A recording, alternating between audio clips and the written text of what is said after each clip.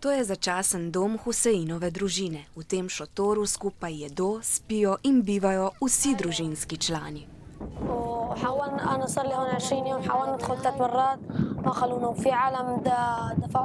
Pri prečkanju meje bi jim lahko pomagali tihotapci ljudi, a Huseinova družina nima denarja, da bi jim plačala.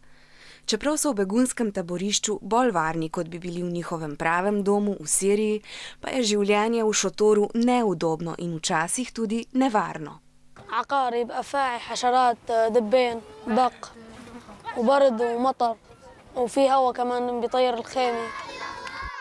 Husein si časa ne more krajšati z gledanjem televizije, saj v taborišču nimajo elektrike.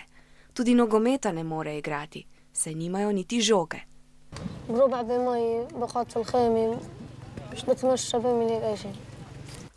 Čas si krajša tudi s prijatelji. Na tem polju na primer rabutajo kumarice, da si potešijo lakoto.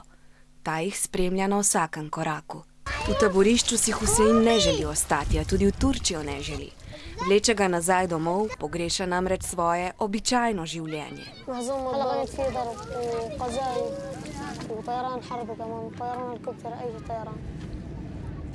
Še nekaj časa se zato ne bo vrnil na svoj dom v Sirijo, a to mu ne jemlje upanja na lepše čase.